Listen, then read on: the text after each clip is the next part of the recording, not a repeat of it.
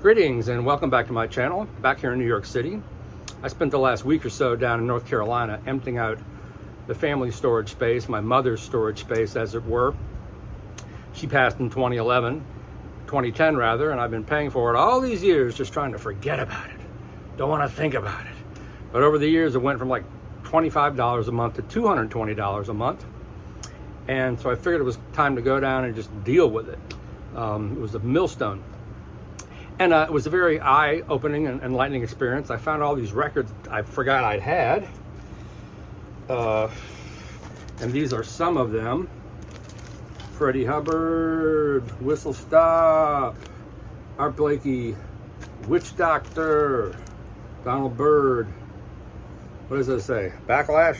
Blackjack. The Cooker, which I was amazed to see. This is a very hard record to find.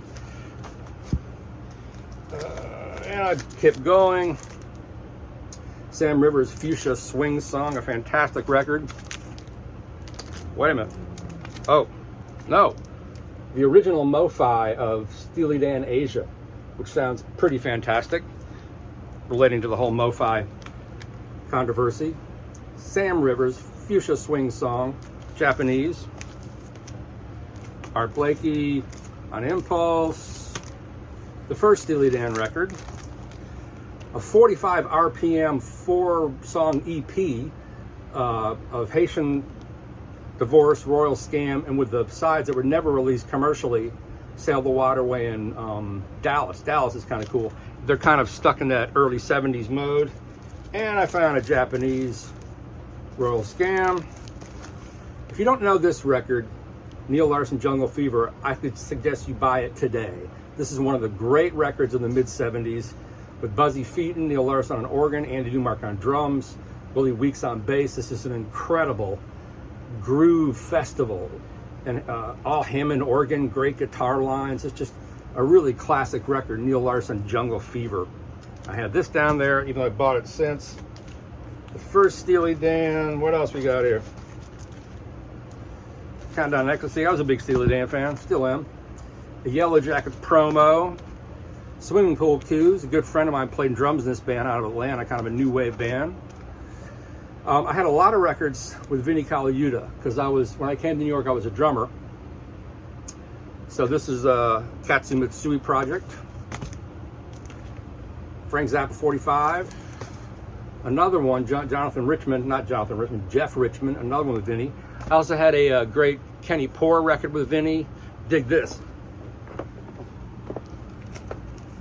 An original pressing of the Meters on Josie.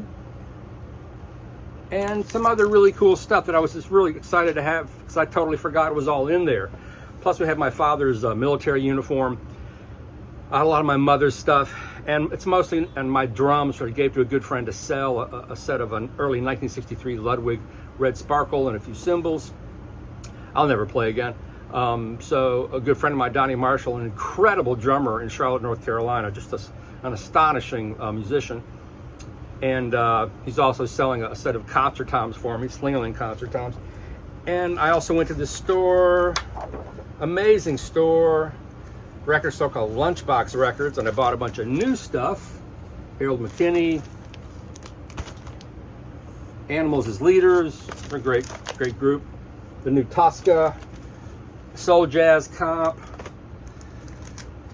the new Caribbean, I forgot how you call that. The new Mary Halverson, and some other stuff. And it all really got me to thinking, and I shipped all this stuff back, and I'm going through it now. It's a little bit emotional dealing with all this stuff, but it's been so long, I mostly was just happy to get it out of there. And I got another storage space where I'm paying $120 a month, which my sibling still refused to pay, but that's another story. But it really got me to thinking. I stayed with a friend of mine who's quite wealthy, who has a chain of restaurants there in Charlotte, and they're planning, their future. And I've always been so stuck in the present, made me realize I have thousands of records. And I live in a 7th floor walk up in New York City. So chances are I'm gonna start selling these records, including my 700 or so Blue Notes. Because how long do you hang on to these stuff? And my question is, how do you pare down and what do you keep? I'm going to move somewhere upstate in a smaller place. I have 2 turntables. I'll probably sell one of them. I might even sell my Shindo gear. I don't know. I have an incredible record collection, a great hi-fi collection, or a great hi-fi system. It cracks me up when you go into record stores, when people come to Jazz Record Center and they go, man, you got a great collection. This is not a collection, this is stock, you know. Kids are funny, it's vinyls and collection, that's all neither here nor there.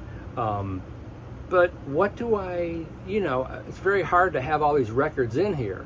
Even though I have them by category, I have Brazilian records, I have dance records from the early 90s, I have all my records that I use to test hi-fi with. I have a lot of classical records I've been going through.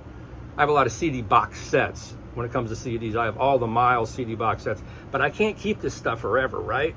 So what is your method for paring down? I mean, I don't know. I mean, I have a ton of Miles Davis records, Eddie Lockjaw Davis records. I mean, I'll definitely be selling the original Atco pressing of Cream Wheels of Fire, you know, stuff like that. You know, what do you keep? What is your method for paring down? I mean, I'm purging constantly all the time, but as far as, you know, what are my desert island discs? What are my final records in my life that I want to carry that after I pass, someone will have to deal with? And how many will that be? Do I take 500? I don't even want to take 500. I might take a couple hundred and sell everything else, because I just cannot hang on to all this stuff, because you own it, but after a while it all owns you. So I put a lot of care and love into my records, as I do into my system. I have 2 record cleaners. But that's the question of the day. If you're going to start selling your records, paring off your collection, paring it down to something manageable so you can have room for other things in life, what do you do? That's the question. So please respond in the comments, and I'd be curious to read your thoughts. Thanks a lot.